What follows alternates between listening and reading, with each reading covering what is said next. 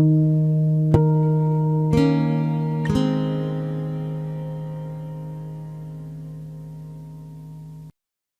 the first question is, please describe the concept of the Industrial Affiliate Program, so IAPs, and the different partners in the nano-electronics industry with the example of the 3D system integration IAP. So firstly, we explored what exactly an industrial affiliation program is. And essentially what it is a collaboration between different persons along a particular value chain in an industry where they are collaborating or coming together to create and collaborate on particular research. And in the particular example for the 3D systems integration, we saw 34 industrial partners from this particular industry coming together and collaborating to conduct collaborative research on a new technology for 3D integrated chips. And what they did was they brought in persons at various stages in the industry value chain. So we had the end users, for example, the fabless companies. There were also electronic design vendors, so persons who would actually develop and design software packages. And we also saw that they collaborated with original subcontract and test companies. So these would be the companies that are looking at assembly in terms of how you're assembling the product and also doing in terms of conducting testing. And also the equipment suppliers and material suppliers. So persons who could actually manufacture these materials and develop new types of equipment to enable, or give effect to this collaborative research. In terms of the type of IAP that IMEC has, it's mostly related to applied research, 3 to 8 years away from market launch, and the type of organization structure that they have is that they use background IP of their partners. So they come into this IAP with particular background IP, and then they collaborate with these other industry players to generate foreground IP, which then can be licensed out on a non-exclusive basis. But in terms of the specifics of that, I will now pass you on to Andrea, who would look at the actual IP structure and model that they adopt. Thank you, Terita. So the second question was about describing the IP management principle adopted by IMEC to stimulate the collaboration with industry. And we have some basics. So that at first, so IMEC decided to be transparent, and this principle are fixed upfront. So before the collaboration start, in order to avoid possible misunderstanding with the industrial partner.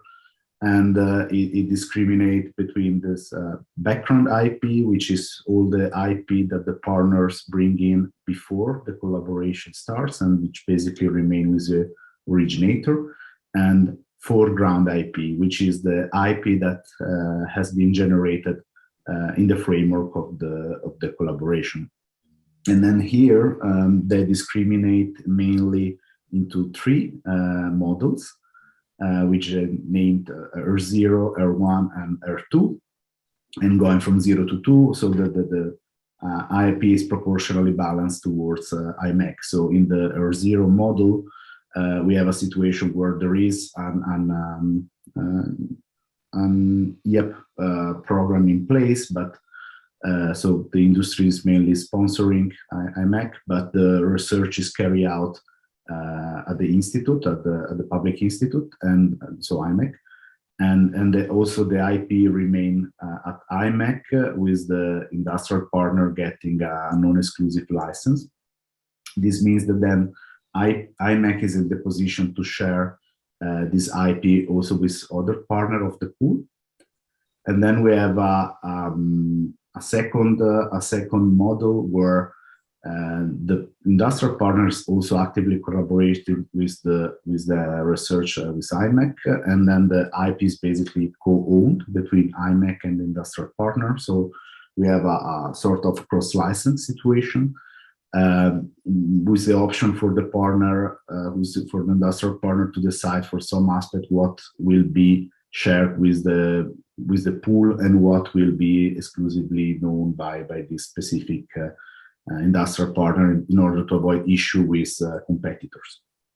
And then finally, we have R2, which is a most extreme case then also from the side of a publicly funded research institution, is where the IP generated by IMEC is completely assigned to the industrial partner, and that is done on only for a short period and for very precise and very specific aspect of the project, and I assume also for a fee for service. And then I give the word to my colleague Clemens. Thanks, Andrea. So now I'll talk about the core dual site model. So next slide, please. Yeah, so basically, I think IMEC is convinced that the IAP model can be leveraged into life sciences, and so combining their expertise on nanoelectronics together with the expertise in life sciences, they'll team up with a second orchestrator that have strong competency in life sciences. So these are the ones that have partners within the entire ecosystem. So this can include hospitals, pharma companies, clinical labs, CROs, as well as biotech company. So some of the principles, I think, primarily the IP agreements between IMEC and as well as the second orchestrator with their respective ecosystem partners will remain the same, but there's a need for additional IP arrangement between both the orchestrators. The IP ownership will be based on the contribution and location. So research that's developed in IMEC will be owned by IMEC, and similarly for the second orchestrator. If there's contributions by both, then there's opportunities for co-ownership. Lastly, I think it also gives the avenue for cross-licensing of knowledge for internal use, and also the right for each of the orchestrator to grant sub-licenses to their own ecosystem partners.